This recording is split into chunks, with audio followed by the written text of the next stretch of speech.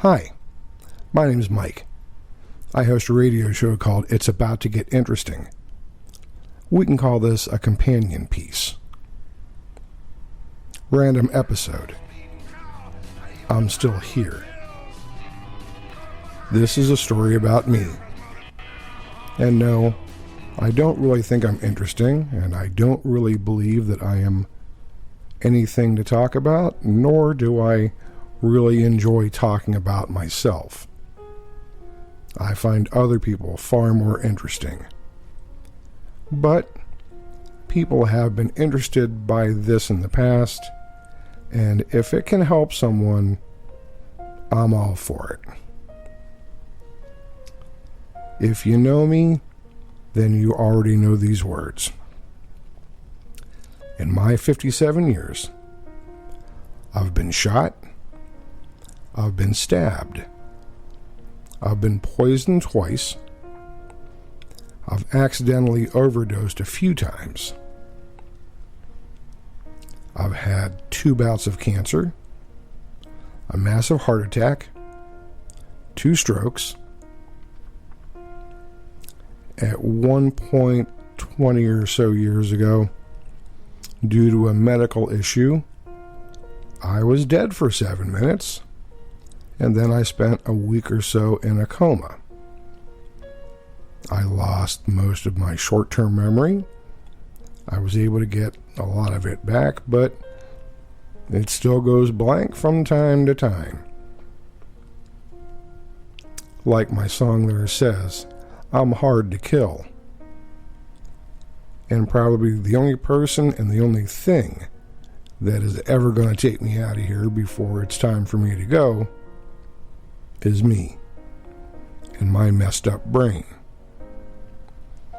You see, I have lived with depression most of my life, as long as I can remember, to be totally honest with you.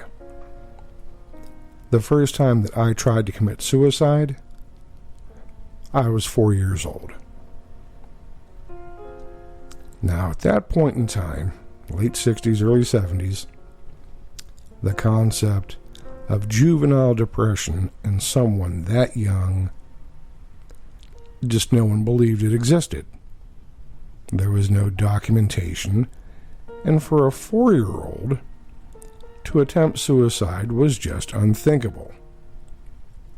So, the doctors, had they really known, would have said no, it was something else. Luckily, I was not very good at tying knots. I attempted to hang myself, and my sister saved my life. And she didn't tell Mom or Dad about it. I mean, she was crying, What are you doing? But we talked, and I still remember it. I just felt there was nothing to live for. And that's horrible, especially for a child. But it's horrible for anyone. And that's what depression does. It's not just feeling a little down or a little blue or having a bad day. Depression is a lot more than that. With depression, your world is just pretty much darkness and numbness. You stop caring. There's nothing to get out of bed for. And a lot of people are functional, even with depression. They'll get up and they'll go to work or school or whatever they have to do. They will get through the day. A lot of people with depression are also really good at wearing a mask. And they'll laugh and they'll joke with you, and you'll never know there's anything wrong.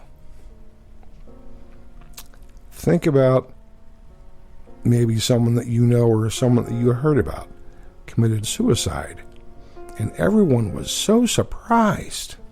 Oh, they had so much to live for.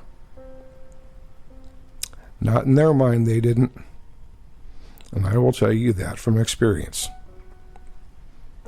I have gone through a number of what the doctors would call serious major depressive instances. Over the years, I was hospitalized once. I was ordered into psychiatric treatment for 3 years at one point. So, yeah, I know a thing or two about this. Medication does not work for me. It actually makes me worse. And it also gets my body and brain so out of whack that I'm getting ready to have a seizure. So, no. Psych meds don't work for me. And luckily, my doctors are now aware of this. So it doesn't even come up. I will say this. If you have depression, or think that you might have depression, please talk to someone. See a doctor. Talk to your priest, minister, your friend. Talk to your dog. Talk to someone. If you need help, reach out for it. Okay? You don't want to go through some of the darkness that I've gone through, and I know people who have gone through a lot worse than I have. One of the worst instances that I went through, personally for me, was a 10-month period where, being a musician, I no longer had any joy in music. I wasn't listening to music. The only time that I would touch a guitar was if I had a show. And luckily I had enough shows going on at the time to keep the lights on and keep food on the table. But I didn't practice anything. I didn't play for my own enjoyment. I didn't write any music. Nothing. More often than not, I spent my days wondering, is this the day that I should just blow my effing brains out? And I thought about it numerous times every day. The reason that I didn't was because of my better half, and I refused to put her through that. No one should have to go through that. And in my household, no, I will not put her through that. No. But in my particular case, my depression tends to be cyclical. It comes and it goes. Sometimes it'll swing back and forth a few times in one day, which is why they call me atypically bipolar. Another fancy word. And they've tried me on medication. As usual, all it does is make me sick and it makes my symptoms worse. So they take me off it. They have tried me in different therapies. So far, none have worked. But since the strokes, I will say I am generally happier most days. I have learned to view everything in life as a gift. I wake up in the morning. That right there is the best gift you will ever have, is waking up. From there, everything else is on you. And yes, it can be tough, it can be scary, it can be hard. Second by second, minute by minute, hour by hour, day by day, week by week. Be thankful that you woke up. Be thankful for anything that you have. Take responsibility for everyone that you allow into your life. Even if that person gets on your nerves and you wish they didn't exist. You allowed them into your life. Now, I'll back up here to that 10-month depression. As I was slowly starting to come out of it, I was thinking about my mother, and she was a heck of a piano player. And she always loved to play old ragtime piano stuff, Scott Joplin, stuff like that. And I remembered that I was sitting there one day looking at an acoustic guitar that I had that I used to do a lot of solo shows with. And I said, I wonder if I can pick out some of that stuff, but on guitar. Wow, that just clicked everything for me right there. I went from 10 months of barely touching a guitar to playing it 10 hours a day. I'll be honest, I was playing better than I had in ages. Still not really good at the whole, ragtime kind of stuff. I love it, and I'll try to sneak some of it in wherever I can in a song. But as to sit down and try to pick out something like Maple Leaf Rag or Pineapple Rag, my fingers ain't doing it. But I still try, and I have fun with it. And even on the days, especially since the Strokes, I had to relearn how to play guitar because my left hand was no longer working very well.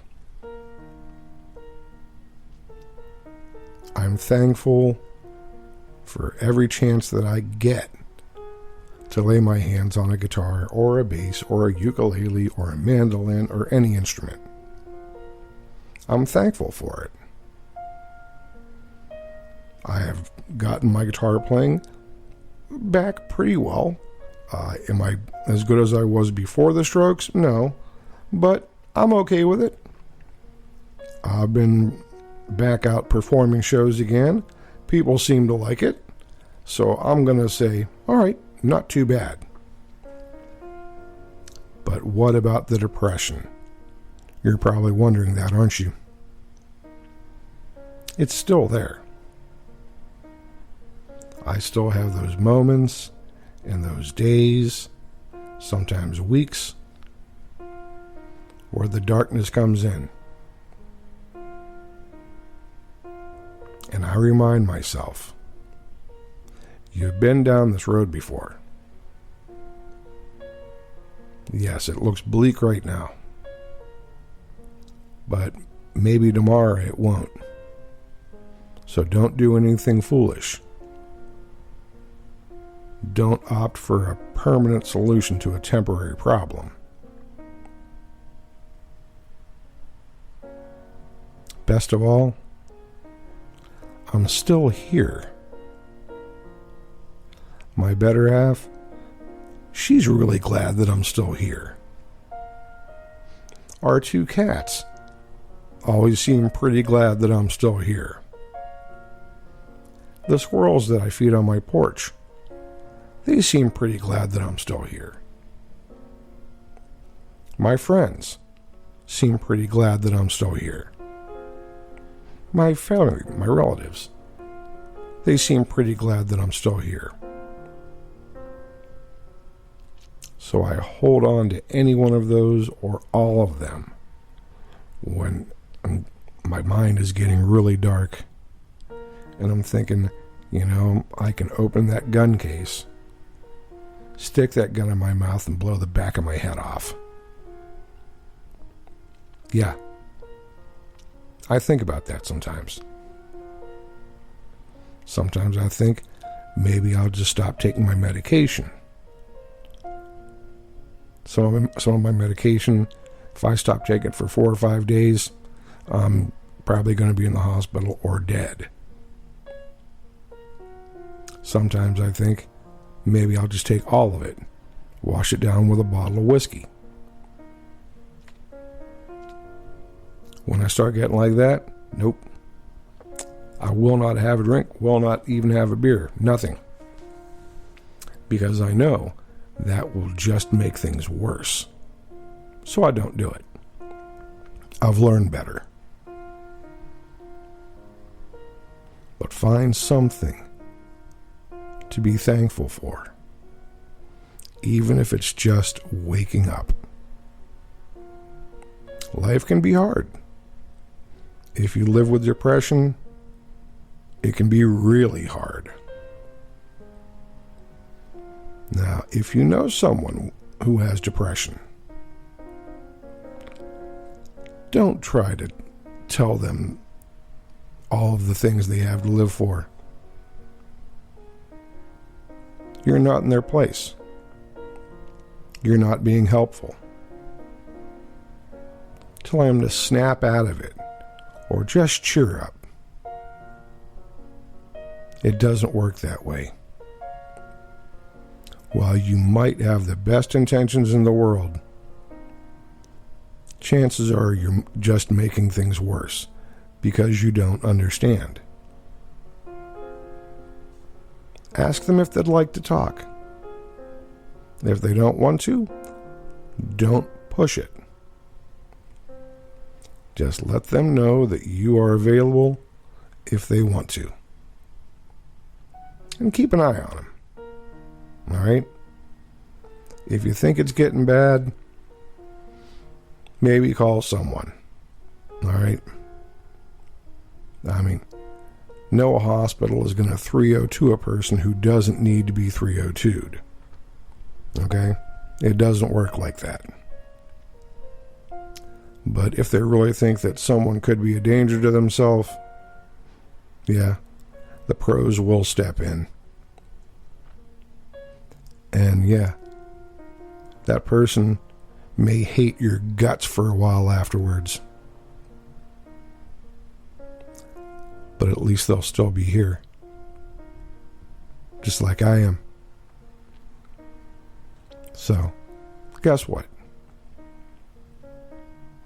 There are a lot of people in this world who live with depression and other mental illnesses. They have personal traumas that haunt them. And you're probably not going to know about it. So before you approach someone or make a smart comment or tell a certain type of joke, think before you speak. My mother always said that to me when I was a kid. Think before you speak. It makes sense. Because maybe, just maybe, what you say could trigger something. It could be something wonderful. It could be something awful. So, think before you speak. I'm still here. I'm thankful for that. I'm still here. Hope you all stop by another time. Thanks for listening.